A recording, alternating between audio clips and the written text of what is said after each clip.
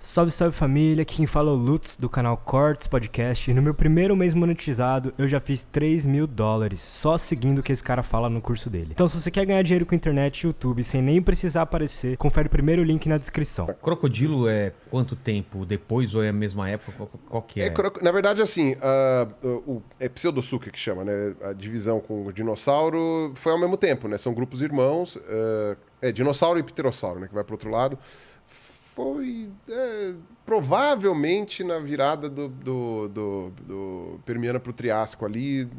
Triássico é onde surgem os dinossauros de fato, então o Pseudotsuka é um pouco anterior ali. Eu sabia isso, eu confundi. Quais são os períodos mesmo? Tem cetáceo... É assim, são três eras. Bom, origem da Terra, Tá. E aí você tem os éons, que a gente chama. Que é Éons? a divisão maior ali, né? Tá. Que cabe mais coisas. São 4 éons. Né? O primeiro é o Adeano, que vem do Hades, né? Que era o inferno grego lá, né? E porque era from hell na época, né? Resfriando? Tava resfriando o planeta, não tinha oceano ainda, né? Tava ainda aquela ebulição entre Nem atmosfera, nem a crosta nada. terrestre nem era muito dura ainda, né? Não era muito solidificada, então tava aquela coisa lá. A gente tava mais parecido com Mercúrio, talvez? Ou não? Não, Nem isso. Não, tava formando o planeta. Tava formando, né? Ainda. Não tinha lua ainda. Tem aquele nem lance tinha lua. Tem aquele lance da porrada que veio um outro planeta, deu porrada, formou a lua, tal, não sei o quê. Tanto é que o pessoal acha rochas iguais na Terra e na Lua, pá. Puta, que loucura. E aí você tem que chamar o Serjão para explicar, né? Ele que vai saber explicar melhor, né? E aí, esse é o Adeano. Depois tem o Arqueano, né? Arqueo antigo, né? E o Arqueano é onde teve a formação dos oceanos, formação da atmosfera, né? E foi onde surgiu a vida. Né? No Arqueano surgiu a vida, que era unicelular, surgiu depois a vida fotossintetizante, que aí foi que gerou o oxigênio que a gente tem para respirar, né? Então a vida impactou no planeta como um todo, né? Por isso que a Terra tem tanto oxigênio na atmosfera. Por causa do aparecimento da vida, surgiu mais vida. Surgiu também, né? Né? Mas exato, né? Porque não tinha oxigênio. Tanto é que a primeira grande extinção foi o surgimento do oxigênio. Porque o que acontece? Não o surgimento do oxigênio. O pessoal vai achar que o oxigênio claro, apareceu oxigênio, morreram. Não era isso. Não é, né? Mas, na verdade, o aumento da taxa de oxigênio foi por causa da vida fotossintetizante, né? A fotossíntese produz oxigênio. E aí, por causa disso, toda a vida que existia antes não dependia do oxigênio. Entendi. Obviamente, porque a taxa era baixa. Quando surgiu o oxigênio, ele foi tóxico. E aí morreu todas essas formas de vida que não usavam oxigênio, morreram. E aí, a partir dali, todas as vidas que surgiram eram vidas adaptadas ao oxigênio. Mas hoje em dia a gente nem sabe que tipo de vida era essa ou a gente consegue especular? A gente tem hoje ainda alguns grupos de bactéria que vivem em ambientes livres de oxigênio. Tipo fossas submarinas, ou então abaixo do nível da Terra, né, no subsolo, ou em lugares vulcânicos que possuem muita... É tudo subsolo, né, no meio das rochas e tal, a gente chama de... Eles não precisam de oxigênio. Não precisam, e se não me engano também, se você colocar oxigênio lá, elas não sobrevivem muito bem. Poderiam jogar no espaço, que não tem oxigênio. Eu não sei. Agora tem que ver. Tem que ver do que elas se alimentam. Né? Elas se alimentam elas se alimentam de matéria inorgânica, inclusive. Né? É uma coisa bem louca. Elas estão bem próximas do estilo de vida que provavelmente tinham as primeiras células nessa questão da ausência de matéria orgânica para se alimentar e tal, que são as arqueias que a gente chama. E, pois bem, no Arqueano surge a vida. Parece oxigênio. Exato. Começa a vida unicelular e tal. Aí depois você tem o Proterozoico, que é o terceiro éon. Aí no Proterozoico surge a vida multicelular. Aí surgem o que a gente pode chamar de fato de vegetal, de animal e todas essas coisas, né? Quer dizer, isso mesmo, surgem os animais ali.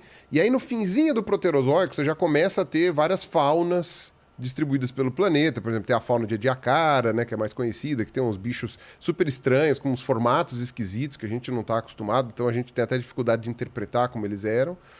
E aí depois passa do Proterozoico para o Fanerozoico. O Fanerozoico é o éon que a gente está hoje. Ah, é? É o Fanerozoico que é vida visível, digamos assim. Né? Cada éon são milhões de anos? Agora vamos lá, a medida. O Adeano é de 4,5 a 4 bilhões de anos. Aí o Arqueano é de 4 bilhões de anos a 2,5. Tá. Aí o Proterozoico é de 2,5 a 521 milhões. Tá. Aí já cai. E aí o Fanerozoico é onde a gente está até hoje. Então 521 até hoje. E aí o Fanerozoico é dividido em 3 eras. Tá. Aí tem o Paleozoico, o Mesozoico e o Cenozoico. O Paleozoico é a antiga, né? Paleo. Mesozoico é a do meio, é o miolo do sanduíche.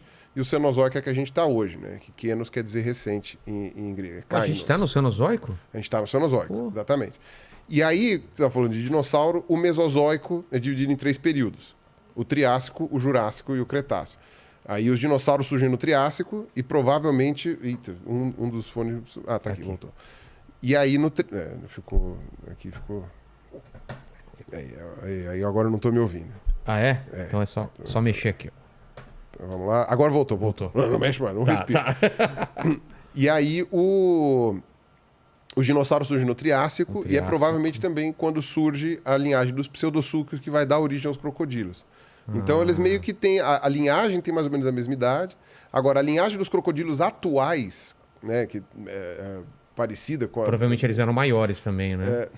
Depende, tem de todo tamanho. É? Porque naquela época tinham bichos tão grandes assim. Na verdade, você tem a ver com uma questão de fisiologia. Né? Tem algumas fisiologias que permitem bichos maiores ou bichos menores, né? Não consegue chegar. E eu achei que tinha a ver com a atmosfera. Tem o ambiente... Não. Então, na atmosfera tinha a ver com... No Paleozoico, quando você tinha... Durante a vida terrestre não tinha vertebrados, tinha invertebrados só. Os insetos atingiram tamanhos muito grandes. Então, eu ouvi falar. Os insetos, os artrópodes como um todo, né? Então, insetos, aracnídeos, centopeias, né? Os miriápodes e tal, todos eles atingiram tamanhos muito grandes. Tamanho grande, por exemplo, de uma aranha. Mas por quê? Mas o que tamanho, mais ou menos? Eu sei que tinha centopeia de mais de metro. Nossa! Tinha uns baratão desse tamanho, assim. Porra. Libélula de 70 centímetros. Agora, esse tamanho...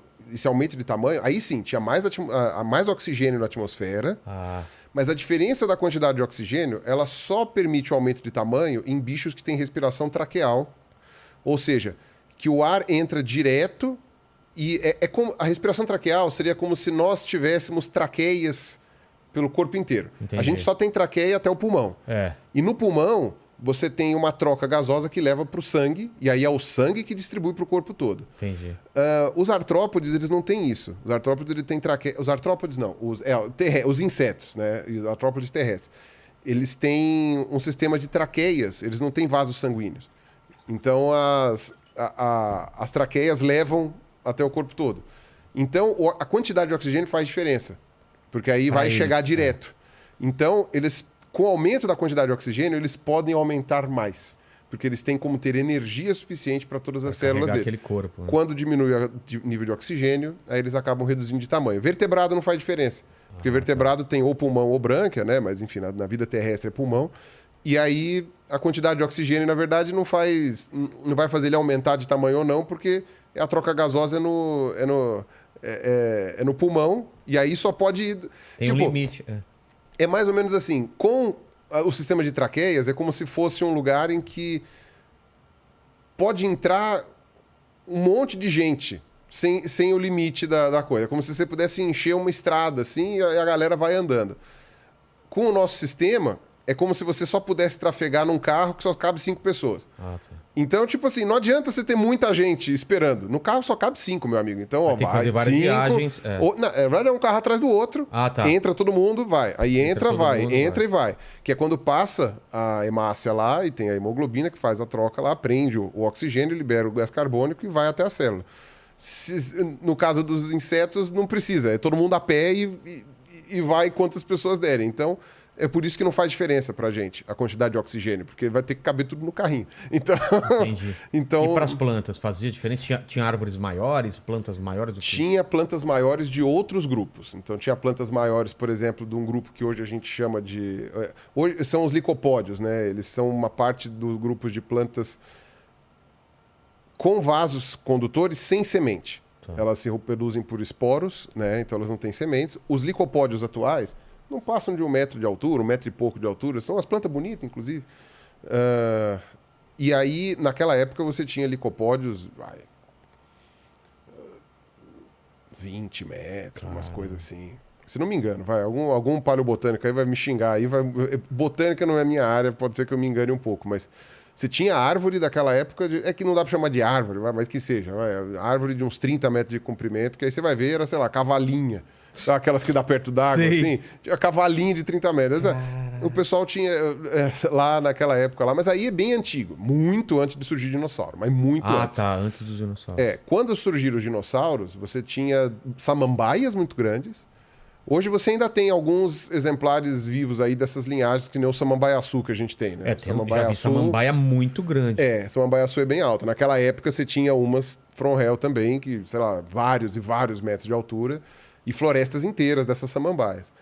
E aí você tinha já plantas que a gente chama de gimnosperma, né? Que são pinheiros, por exemplo, o ginkgo biloba, enfim, todas essas daí você tinha já naquela época do começo do surgimento dos dinossauros, só que aí essas plantas, elas não eram tão numerosas.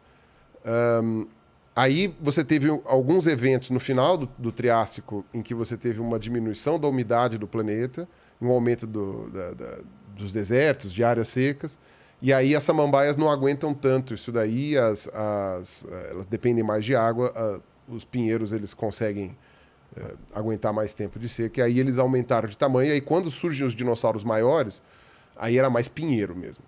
Pinheiro assim, a gente chama, né? De várias famílias diferentes também, de novo. Os botânicos vão falar, não, mas não é pinheiro, isso daqui não é um pinheiro, isso daqui mas só pra gente poder entender, isso daqui é um... como é que é o nome daquela árvore de cemitério lá? Caramba. Um cipreste. Não, isso daqui não é um pinheiro. Chorão. Não, sabe aquelas que... Não, isso daqui não é um pinheiro, isso daqui é um cipreste. Não, tudo bem, mas são essas árvores aí que dá pinha, né? Que dão pinha. Essas aí... Então, se você voltasse pro Jurássico hoje, você ia ver florestas de pinheiro, algumas de samambaia, e ia achar estranho não ter flor. Porque ainda não tinham as plantas com flor. No final do Jurássico já tinha, mas provavelmente elas não eram muito numerosas, porque a gente quase não acha fóssil delas no Jurássico. Mas por que não tinha flor? O que precisa para aparecer flor? É uma coisa mais... precisava evoluir. É uma evolução. Exato, não acontecia, né? Evolução no sentido não de progresso, né? Evolução no sentido de surgir um troço diferente que funcionava muito bem.